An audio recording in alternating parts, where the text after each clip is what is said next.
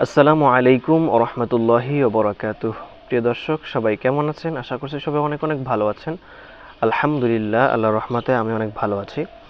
দর্শক, আজকে আপনাদের সামনে আমি যে বিষয় নিয়ে এসেছি সেটা হলো সুন্নত নামাজ। আমরা সুন্নত নামাজ আদায় করে থাকি, সে সুন্নত নামাজের বিষয়ে আপনাদের সামনে আলোচনা করার চেষ্টা করব ইনশাআল্লাহ তাআলা। আল্লাহর সন্তুষ্টি লাভের জন্য আমাদের নবী সাল্লাল্লাহু আলাইহি ওয়াসাল্লাম ফরজ ও ওয়াজিবের অতিরিক্ত যে সকল নামাজ পড়তেন সেগুলো হলো আসসালাতুল মুসান্না বা আন-নফল। আসসালাতুল মুসান্না বা আন-নফল অর্থাৎ নবী করিম সাল্লাল্লাহু আলাইহি ওয়াসাল্লাম ফরজ ওয়াজিবের অতিরিক্ত যে সকল নামাজ পড়তেন সেগুলো সুন্নত নামাজ। ফরজের আগে বা পরে যে সকল সুন্নত নামাজ নবী করিম সাল্লাল্লাহু আলাইহি ওয়াসাল্লাম নিয়মিত পড়তেন, কখনো বাদ দিতেন না, সেগুলোকে বলে আস-সুন্নাতুল মুআক্কাদা। সেগুলো হলো আস-সুন্নাতুল মুআক্কাদা। এগুলোর গুরুত্ব ওয়াজিবের কাছাকাছি, সুতরাং বিনা ওজরে এগুলো বাদ দেওয়ার অভ্যাস হয়ে গেলে গুনাহ হবে। আমরা ফজরের নামাজের আগে 2 রাকাত সুন্নাত পড়ে থাকি, এটা হলো সুন্নাত মুআক্কাদা। এবং জোহরের নামাজের আগে 4 রাকাত, জোহর নামাজের পরে 2 রাকাত সুন্নাতে মুআক্কাদা। এবং এশারের নামাজের পরে 2 রাকাত সুন্নাত, এগুলো হলো সুন্নাতে মুআক্কাদা। তো এই সুন্নাত নামাজ একদম সুন্নাতে মুআক্কাদা, এই নামাজগুলো আপনার ওয়াজিবের কাছাকাছি। অতএব এই নামাজগুলো বাদ দিলে গুনাহ হওয়ার সম্ভাবনা রয়েছে, অর্থাৎ এই নামাজগুলো পড়তেই হবে। সুন্নাতে মুআক্কাদা নামাজগুলো এই: ফজরের আগে 2 রাকাত, জোহরের আগে এক সালামে 4 রাকাত, জোহরের পরে 2 রাকাত, এরপরে এশারের পরে 2 রাকাত নামাজ, এবং জুমার পরে এক সালামের 4 রাকাত। এই নামাজগুলো যে সকল নামাজ আমাদের নবী সাল্লাল্লাহু আলাইহি ওয়াসাল্লাম নিয়মিত পড়ে মাঝে মাঝে বাদ দিতেন, অর্থাৎ নবী করিম সাল্লাল্লাহু আলাইহি ওয়াসাল্লাম যে সকল নামাজ নিয়মিত পড়তেন কিন্তু মাঝে মাঝে বাদ পড়ে যেত, এগুলোকে বলে সুন্নাতে জায়েদা। হ্যাঁ, আসসালাতু সুন্নাতে জায়েদা বা আসসালাতুল মুনাওয়াত বলে।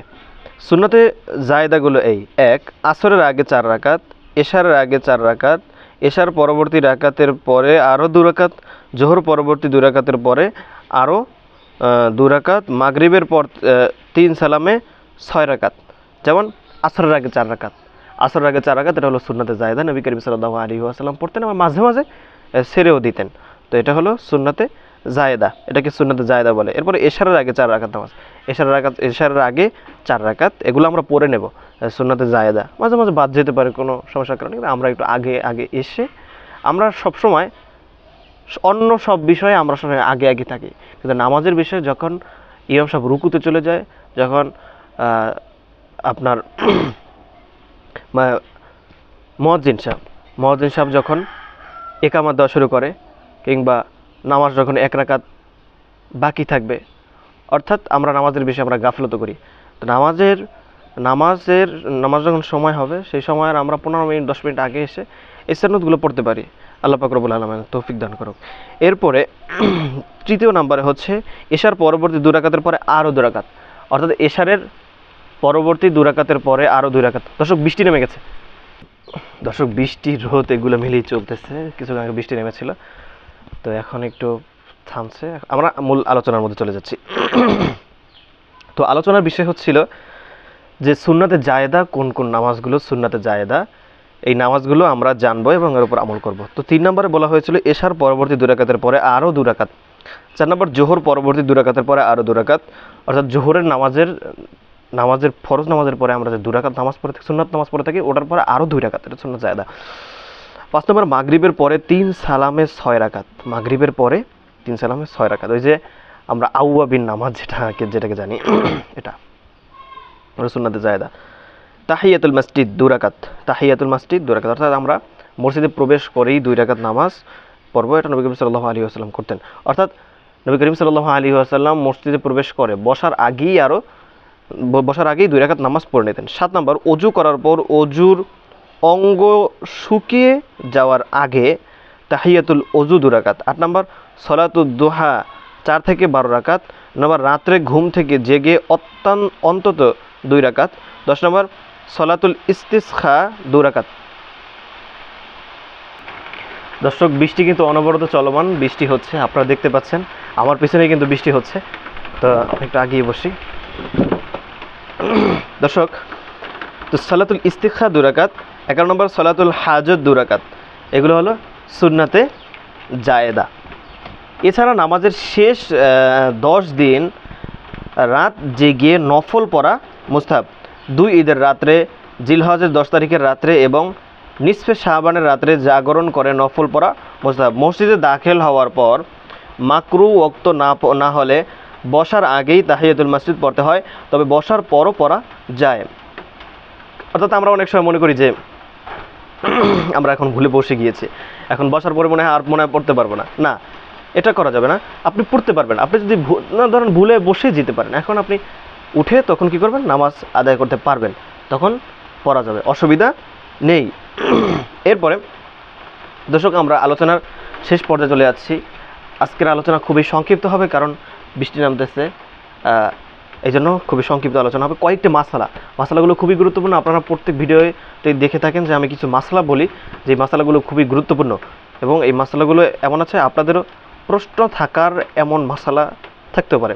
তো আমরা সেই মশলাগুলো অবশ্যই জানার চেষ্টা করবো ইনশাআল্লাহ। 1 নম্বর, ফজরের আগে 2 রাকাত সবচেয়ে গুরুত্বপূর্ণ। আমি আরও আগে অনেক ভিডিওতে আমি বলেছিলাম যে ফজরের আগে 2 রাকাত নামাজ, সুন্নাত নামাজ খুবই গুরুত্বপূর্ণ। তো এই নামাজগুলো আমরা কখনো ছাড়বো না।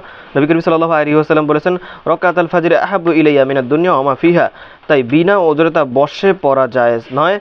তদ্রূপ যদি ফজরের সঙ্গে তাফাওত হয় আর জাওয়ালের আগে কাজা পড়া হয়, তাহলে এই সুন্নাতেরও কাজা পড়তে হবে। এই সুন্নাতেরও কী করতে হবে, কাজা পড়তে হবে। তারপর সবচেয়ে গুরুত্বপূর্ণ হলো জোহরের আগের 4 রাকাত। তাই জোহরের আগে তা পড়া সম্ভব না হলে জোহরের পরে তা পড়ে নিতে হবে। অনেক সময় ভুল করে ফেলে যে জোহরের নামাজ পড়ে এখন আমরা জোহরের নামাজের আগে যে 4 রাকাত সুন্নাত, সেই 4 রাকাত সুন্নাত আমরা পড়তে পারি না। এখন জোহরের নামাজ পরে কিভাবে পড়বো? আগে কি জোহরের নামাজের পরে যে 2 রাকাত আগে পড়বো, না ওই 4 রাকাত আগে? না, আগে কি করব, জোহরের নামাজের পরে যেই 2 রাকাত সুন্নাত রয়েছে সেই সুন্নাতটা আমরা আগে পড়ে, এরপরে আমরা যেই সুন্নাতটা আমরা পড়তে পারিনি 4 রাকাত সুন্নাত, সেই সুন্নাতটা আমরা আদায় করে নেব। তাই জোহরের আগে তা পড়া সম্ভব না হলে জোহরের পরে তা পড়ে নিতে হবে। নফল নামাজ এক সালামে 2 বা 4 রাকাত পড়া যায়, তবে 4 রাকাত পড়লে মাঝে তাশাহুদের বৈঠক করতে হবে। যদি মাঝখানের বৈঠক বাদ দিয়ে শুধু শেষ বৈঠক করে তাহলে মাকরু হবে। 3 নম্বরে এক সালামে 4 রাকাতের বেশি নফল পড়া যায়, তবে দিনে 4 এবং রাতে 8 রাকাতের বেশি এক সালামে পড়া মাকরু। আবু হানিফা রাহমাতুল্লাহি আলাইহির মতে রাতে ও দিনে এক সালামে 4 রাকাত পড়া উত্তম। সাহাবাদের মতে দিনে 2 রাকাত এবং রাত্রে 4 রাকাত করে পড়া উত্তম। এটা হলো সাহাবাদের মত। 4 নম্বর, মসজিদে বা অন্য কোনো স্থানে রাত্রি জাগরণের জন্য ডাকাডাকি ও আওয়াজ করে সমাবেশ করা মাকরু, তবে নিজে নিজে সমাবেশ হয়ে গেলে অসুবিধা নেই। মসজিদে বা অন্য কোনো স্থানে আমরা অনেক সময় কী করি, সমাবেশ করি, ডাকাডাকি করি, এই করি সেই করি, অনেক কিছু করে ফেলি। তো এটা করা মাকরু, এটা করা যাবে না। মসজিদে বা অন্য কোনো স্থানে রাত্রি জাগরণের জন্য বলা হয়েছে, রাত্রি জাগরণের জন্য ডাকাডাকি ও আয়োজন করে সমাবেশ করা মাকরু, তবে নিজে নিজে ইচ্ছাকৃতভাবে হতেই পারে। এটা যদি হয়ে যায় তাহলে কোনো অসুবিধা নেই। আল্লাহ পাক রব্বুল আলামিন আমাদের সকলকে যতটুকু আলোচনা করা হয়েছে এর উপর আমল করার তৌফিক দান করুক। আমিন। আসসালামু আলাইকুম ওয়া রাহমাতুল্লাহি ওয়া বারাকাতুহু। দর্শক সকলে অবশ্যই চ্যানেলটি সাবস্ক্রাইব করে দেবেন।